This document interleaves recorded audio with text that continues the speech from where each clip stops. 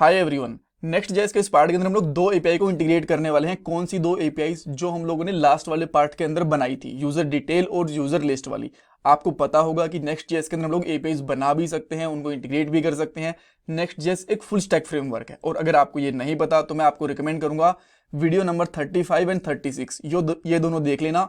इन दोनों के अंदर मैंने डिटेल के अंदर समझाया है कि कैसे आप लोग नेक्स्ट जेएस को एक बैकएंड फ्रेमवर्क या फिर एक फुल स्टैक फ्रेमवर्क के जैसे भी यूज कर सकते हो। ठीक है, अब हम लोग इस पार्ट में क्या करने वाले हैं, जो हम लोगों ने दो लास्ट वाले पार्ट के अंदर एपीआईज बनाई थी उनको इंटीग्रेट करेंगे। और उनके लिए सबसे पहले हमें राउटिंग वाली स्क्रीन्स बनानी है, उसके बाद हम लोग लिस्ट वाली एपीआई कॉल करेंगे, उसके डाटा को डिस्प्ले कराएंगे, उसके बाद में यूजर डिटेल वाली एपीआई कॉल करेंगे, उसके डाटा को डिस्प्ले कराएंगे और सब कुछ अच्छे से टेस्ट करेंगे। ऑलराइट, और एक स्क्रीन से दूसरी स्क्रीन के ऊपर मूव भी कर सकते हैं। यूजर लिस्ट से हम लोग यूजर डिटेल के ऊपर और यूजर डिटेल से यूजर लिस्ट के ऊपर भी जा सकते हैं। सब कुछ इस वीडियो के अंदर कवर हो जाएगा। ऑलराइट, अच्छा, अब हम लोग कोड के साथ स्टार्ट कर लेते हैं। और एक बार के लिए मैं आपको एपीआई की यूआरएल भी दिखा देता हूं। ये हमारी एपीआई है यूजर लिस्ट की, जिसके अंदर भी 4 यूजर हैं, Anil, Peter, Tony and Bruce. Alright, और अगर आप लोग किसी एक स्पेसिफिक यूजर पे जाना चाहते हो तो उसकी आईडी पुट कर दो। जैसे कि अगर आप जाना चाहते हो अनिल पे, तो इसकी आईडी पुट कर दो 20। आप इसकी डिटेल के ऊपर चले जाओगे। और लेट से अगर आप जाना चाहते हो टोनी के ऊपर, तो इसकी आईडी पुट कर दो 23। तो आपको टोनी की डिटेल्स मिल जाएंगी, यहाँ पे आप देख सकते हो। और अगर आप कुछ भी आईडी डालोगे, लेट से आपने यहाँ पे डाल दिया कुछ अजीब सी आईडी जो कि प्रेजेंट नहीं करती हमारे डाटा के अंदर, तो वहां पे आ जाएगा result not found and success false. Perfect. So अब हम लोग क्या करते हैं, कोड के ऊपर जाते हैं और एक एक करके चीजों को कंप्लीट करते हैं। ओके, सो सबसे पहले में क्या करना पड़ेगा, जो ऐप वाला फोल्डर है ना, उसके अंदर आप एक अलग से राउट बनाओ। जैसे कि मैं यहाँ पे रख लेता हूँ यूजर। ठीक है, यूजर्स रख लेते हैं, इसकी पूरी पूरी लिस्ट आने वाली है। और इसके अंदर एक हम लोग पेज बनाएंगे, page.js के नाम से एक स्क्रीन बनाई। यहाँ पे करो एक्सपोर्ट। ये बहुत सिंपल है, ये हम लोग बहुत बार कर चुके हैं। इस प्लेलिस्ट की बहुत सारी वीडियोस के अंदर हम लोगों ने पेजेस बनाए हैं, राउटिंग बनाई है, एपीआईज को इंटीग्रेट करा है, सब कुछ यहाँ पे कंबाइन हो जाएगा। तो यहाँ पे एक्सपोर्ट डिफॉल्ट करूंगा, एक फंक्शन बनाऊंगा और फंक्शन का नाम मैं यहाँ पे पेज रख देता हूँ। और उसके बाद में मैं यहाँ पे कुछ रिटर्न करता हूँ। अभी के लिए जस्ट एक सिंपल टेक्स्ट रिटर्न कर रहा हूँ डिव के अंदर, जैसे कि h1 टैग कर दूंगा और यहाँ पे लिख दूंगा यूजर लिस्ट। ठीक है, इसको हम लोग एक्सेस करने की कोशिश करते हैं। सो मैं यहाँ पे लोकल होस्ट पे जाऊँगा, यूज़र लिखूँगा। ओके, यहाँ पे यूज़र्स लिखा है, सॉरी, राउट का नाम हम लोगों ने यूज़र्स बनाया, यूज़र नहीं बनाया। और आप यहाँ पे देख सकते हो यूज़र लिस्ट हमारे पास दिख गया। अब ये स्क्रीन ब्लैक क्यों दिख रही है? ये CSS की वजह से है।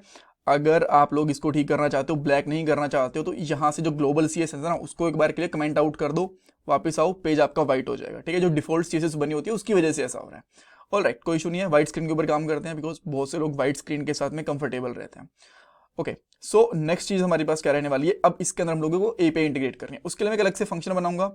यहाँ पे इवन अगर आप चाहो तो एक अलग से फाइल बना के, फोल्डर बना के, उसके अंदर भी एपीआई कॉल कर सकते हो, बट मैं यहीं पे रख लेता हूँ फंक्शन। ठीक है, इसका नाम रखूंगा फंक्शन। से पहले मुझे असिंक लगाना पड़ेगा। असिंक क्यों यूज होता है आपको पता होगा, बिकॉज जब भी हम लोग एपीआई कॉल करते हैं, प्रॉमिस रिटर्न करती है, उसको हैंडल करने के लिए हम लोग असिंक अवेट यूज करते हैं। यहाँ पे लिख दूंगा गेट यूजर्स नाम से मैंने एक फंक्शन बनाया, एंड इसके अंदर मैं लेट एक वेरिएबल ले लेता हूँ डेटा, जिसके अंदर हम लोग यहाँ पे लिखेंगे फेच, और इससे पहले हम लोग अवेट लिखेंगे क्योंकि फेच एक प्रॉमिस रिटर्न करता है। ओके, और इसमें यूआरएल क्या रहने वाला है, जो हमारे एपीआई का ये वाला यूआरएल है ना, इसको आप लोग यहाँ पे यूज कर सकते हो। सो मैंने एपीआई का यूआरएल यूज करा।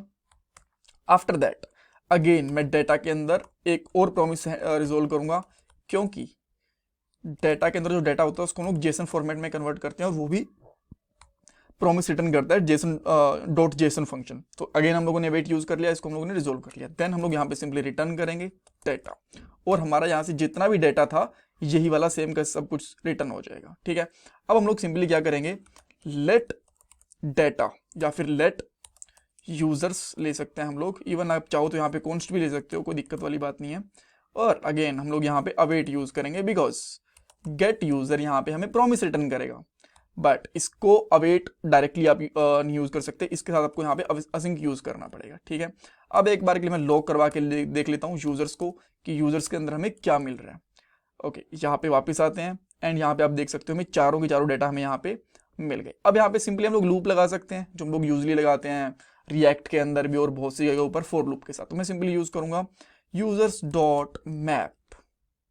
इसके अंदर सिंपली एक एरो फंक्शन लेंगे और यहाँ पे हम लोग यूज कर सकते हैं एक div, इसको क्लोज कर देंगे div को इस तरीके से।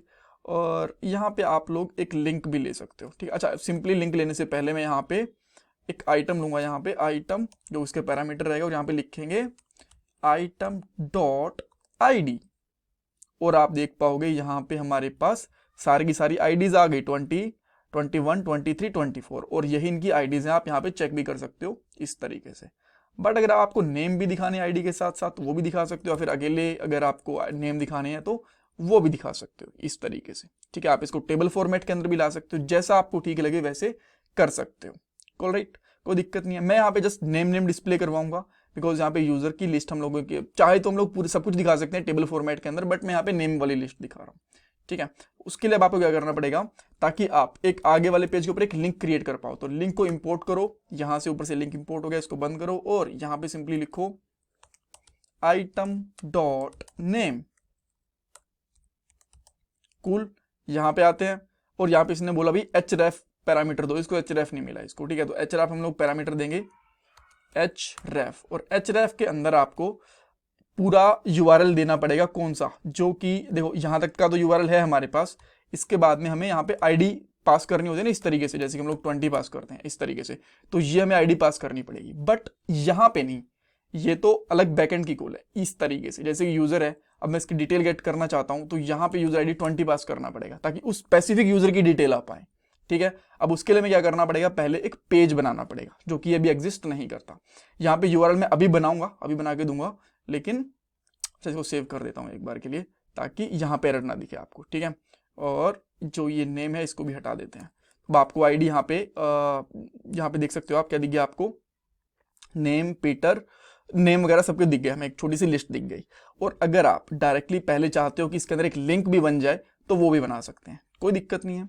यहाँ पे सिंपली लिखेंगे हम लोग यूजर्स, ठीक है, उसके बाद में स्लैश दे देंगे, ताकि हम लोग यहाँ पे डायनेमिक डाटा पास करवा पाए आइटम डॉट ID का, ठीक है। तो इस तरीके से हम लोग यहाँ पे डॉलर लगा के ब्रैकेट्स लगा दें। अब वापस आते हैं, और जैसे मैं इस पर क्लिक करता हूँ तो देखो यहाँ पे ID 20 पे चला गया।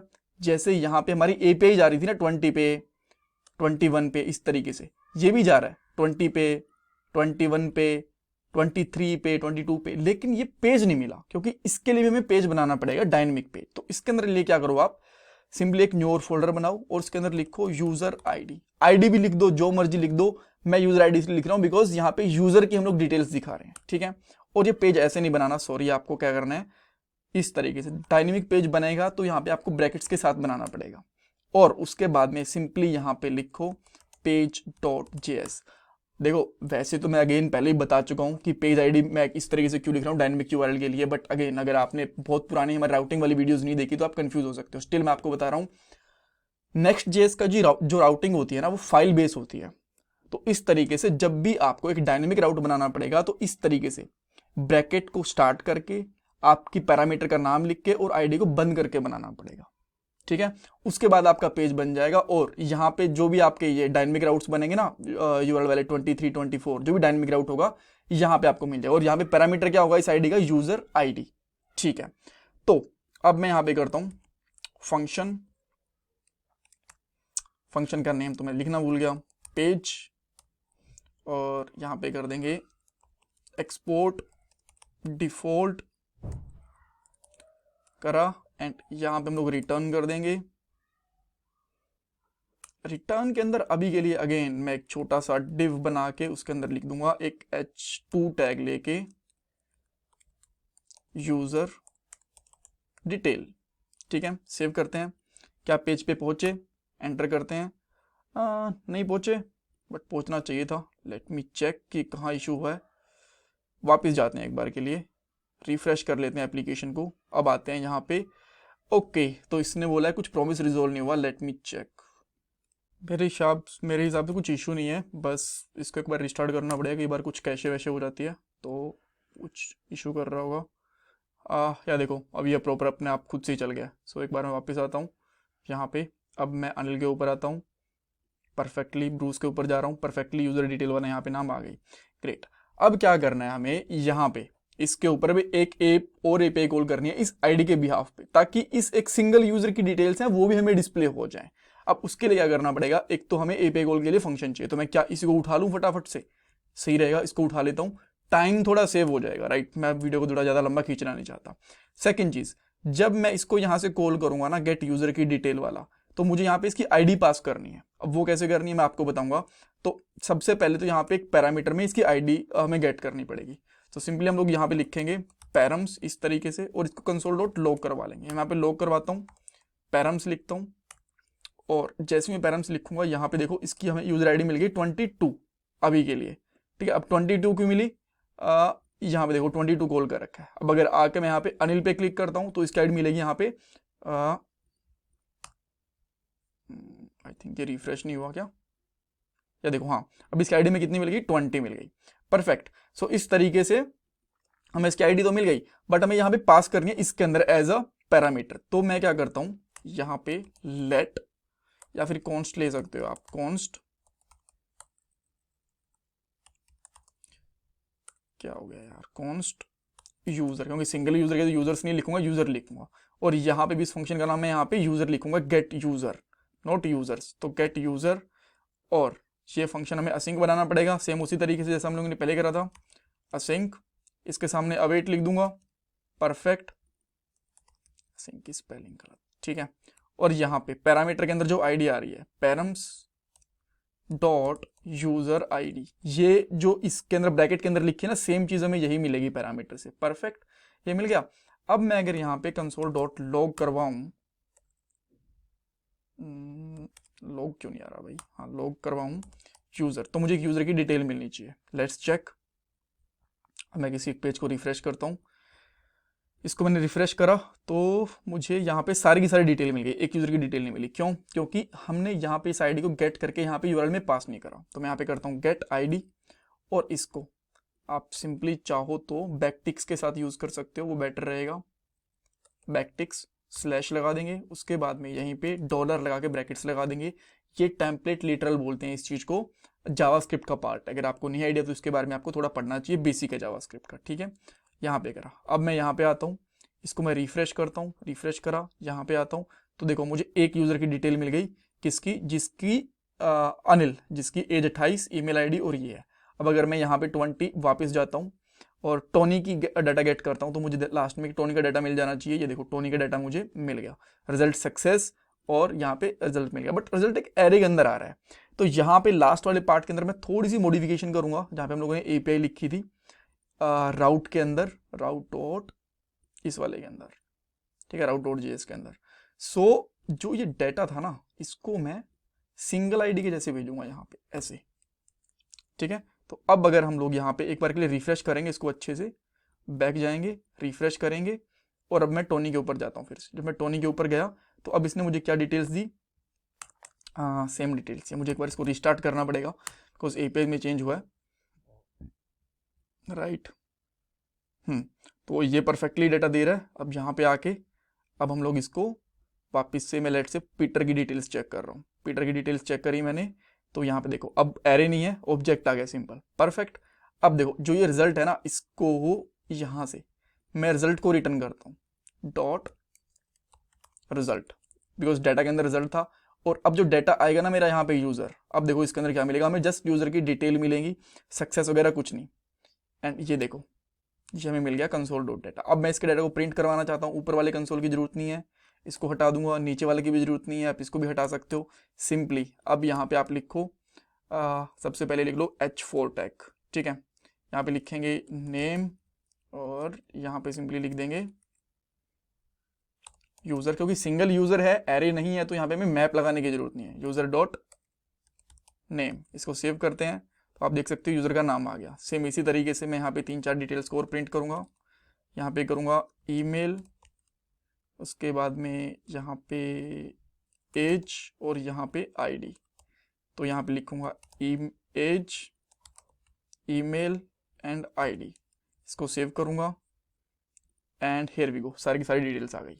तो अब मैं किसी दूसरे यूजर की, जैसे कि मैं ब्रूस की डिटेल चेक करता हूँ, तो यहाँ पे ब्रूस का नेम नहीं आया यार, नेम कहाँ चला गया ब्रूस का, अच्छा नेम तुम लोगों ने गायब भी कर दिया। यहाँ पे आते हैं नेम, और यहाँ पे लिखेंगे नेम, सेव करेंगे, वापस यहाँ पे आते हैं, ब्रूस का नेम आ गया। अब मैं टोनी का अगर डिटेल चेक करना चाहता हूँ तो टोनी की डिटेल्स नहीं आई, रीज़न ऐसा क्यों हुआ? 23 क्या 23 का हमारे पास डेटा नहीं है? Late me check. 23 का डेटा तो हमारे पास है, बट अच्छा एक बार दूसरे यूज़र्स का देखते हैं, मुझे लगता है कुछ अच्छा यार यहाँ पे अगेन ना कुछ पंगा हो गया होगा, इसको रिफ्रेश वगैरह करना पड़ेगा आई थिंक, कभी कभी ना दिक्कत करता है। So let me refresh it once and check again.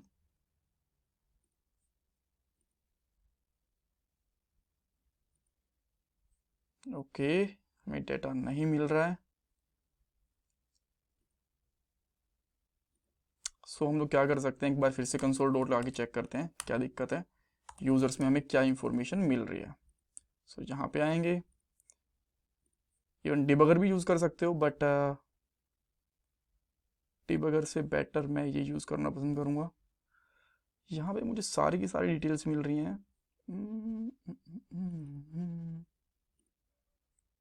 Again मुझे ये कैशे का इशू ही लग रहा है। सो मैं एक बार के लिए यहाँ पे टैब टूल ओपन करके इसको हार्ड रिलोड करता हूँ, कभी कभी ये प्रॉब्लम कर देता है। लेट्स सी, अब डेटा आ गया हमारे पास, राइट। सो फिर से पीटर के ऊपर जाऊँगा, पीटर का डेटा परफेक्टली आ रहा है, टोनी का डेटा परफेक्टली आ रहा है, अनिल का डेटा परफेक्टली आ रहा है, और ब्रूस का भी डेटा परफेक्टली आ रहा है, right. So that's all for this part. किस तरीके से हम लोग दो पेज को इंटीग्रेट कर सकते हैं, यूज़र और यूज़र लिस्ट को आप लोगों ने देखा। नेक्स्ट वाले पार्ट के अंदर हम लोग क्या करेंगे, एक पोस्ट वाली एपीआई बनाएंगे। हम लोगों ने गेट की एपीआई बना ली, पोस्ट एपीआई बनाएंगे, और फिर उससे नेक्स्ट वाले पार्ट के अंदर हम लोग इनपुट बॉक्सेस वगैरह बना के उसको इंटीग्रेट भी करेंगे। So that's all for this part. कुछ क्वेश्चन है, कुछ डाउट है, मुझे कमेंट सेक्शन में पूछ सकते हो, and please don't forget to subscribe my channel, like this video, please share your feedback in comment section. और ये मेरा पेटीएम का डोनेशन नंबर है अगर आप डोनेशन करना चाहते हो। Thank you guys.